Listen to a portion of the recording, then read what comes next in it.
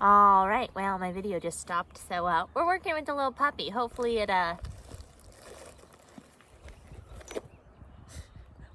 it recorded, but we're working with Mr. Gus here. Just came in for his 2-week board and train. Highly aggressive puppy. Just kidding. And he knows sit. His mom did a really good job at that. And we are now luring him into a down. We just are working him for his kibble, for his dinner. He's having his dinner right now. And yeah, so we just are luring him into the down. We're gonna get back here so you can see us.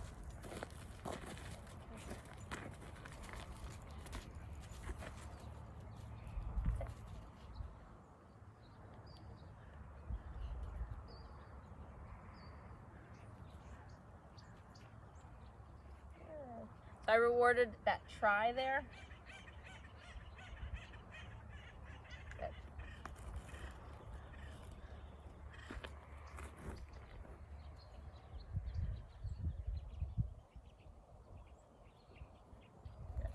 So again, I rewarded that try, that movement in the right direction.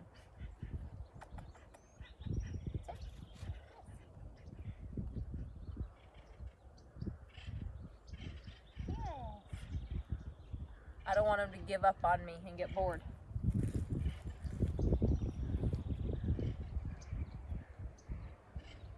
Good. So I rewarded that foot moving forward. You can't really see as well. Good. When you feel like he's headed the right direction, and you feel like asking for more is going to get him to not.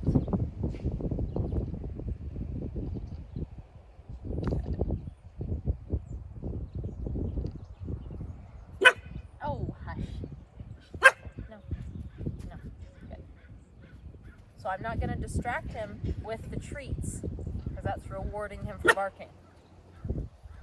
I'm going to redirect to some degree, and then reward him after for responding correctly for the redirection.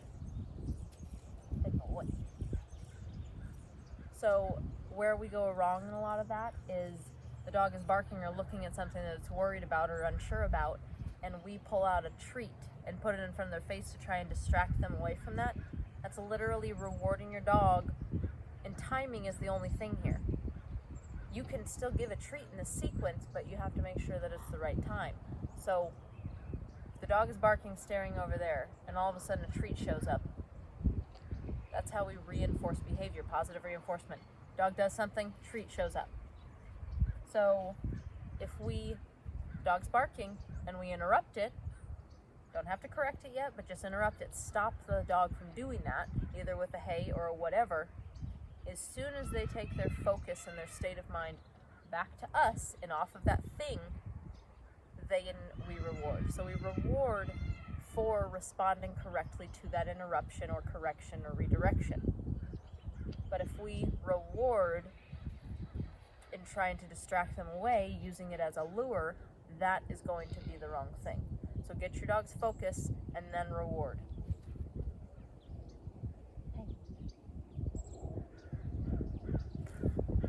He's on alert. He's watching everything. All right.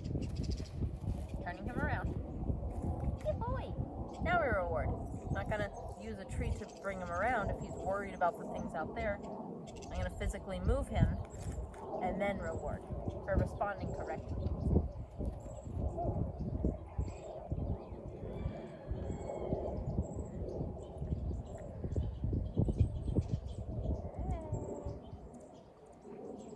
Rewarding just for the try of him moving into it. Good. I don't care that his butt comes up right there, because his front paw was kind of going in the direction that I wanted it to. So when you have these puppies that aren't very food motivated, or they're not obsessed with the food and really trying to get after it, see how he's more worried about something over there? I just did what I told you I wasn't supposed to do. Good. So those elbows is what I'm rewarding for now. Good. So what we're going to try is getting him to sit.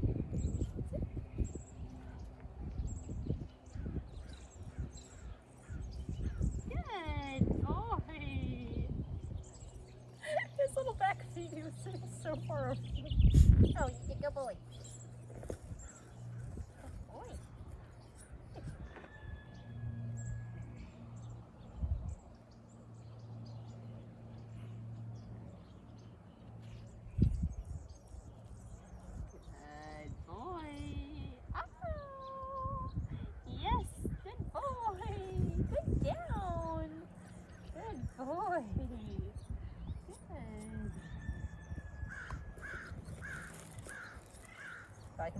snap out of this. Okay.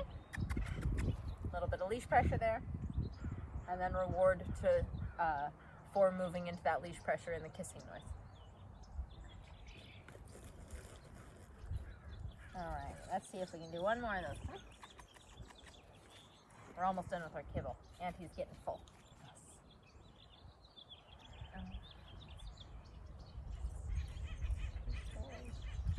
Okay, you ready, mister? And you done chewing. Good boy. You're not supposed to name it until you love it, which I actually don't do. Okay. Good. But if you feel that you can say it and they're going to do it, you can say it. I won't tell anyone. Come here. You ready? There's a scary person again. No. Good. So there was a correct response to the correction. Good. Or the redirection. So then I can reward after.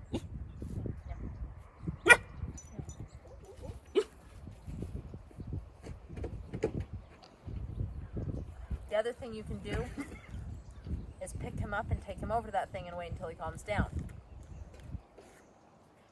Good. But he, just from that little interruption there, good. That wasn't even a correction, it was an interruption. Good. Okay, we're going to go back into our down here. He might be too distracted. There he goes. Not going to roll him into it.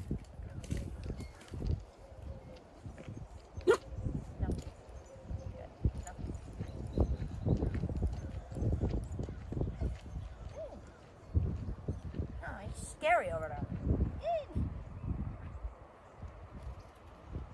I don't know. There's scary things out here lately. Okay. Good boy. Always butt around and get him back in the position. Good boy. All right. Okay. Sit. There we go. There's still somebody over there. Lady. Alright, let's talk about this. We can't let this go right here. If we need him to be quiet, we need to teach him in a way that he understands. Doing that is not the right thing. He doesn't need to focus on whatever is over there because he's worried about it. So if we ignore this, he's going to continue to be worried. If we come in and communicate with him in a way that he understands, that you don't have to worry about that, you just need to relax and sit down right here. Sit. Good. He's like a little freaking teddy bear, you guys. He's so darling. I understand why people get these doodle puppies. He needs to understand that that's not an option. We're right here. Don't worry about that over there. He's a good boy. And then I can reward him for having the correct response to the interruption, the correction, or the redirection. And we've got to correct at some point. But right now, it's just little interrupters, little leash pulls. Hey, don't do that. I'm not pulling on his throat, I'm pulling on the back of his neck. The leash is coming out the front. It's not dangerous. All right, let's see if we can get another sit. Got like 2 kibbles left. Maybe we'll get a little jackpot with some goodies at the end. Some extra goodies. All right, ready, sir? Come on. Good boy. Sit. Oh, he's a good boy.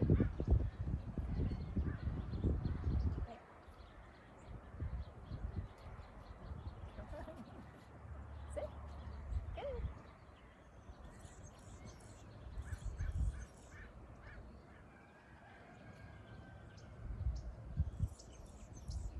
So he's not very hungry anymore. Good. So I rewarded that, even though it was a little bit, I felt it was a little bit bratty. It was like, which is fine.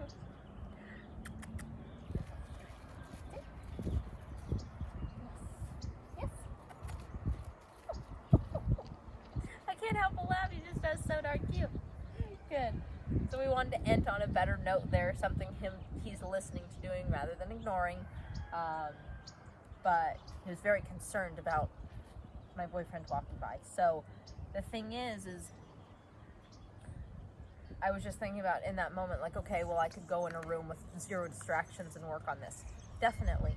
But the moment you come out of that room, they're still going to be focused on these other things.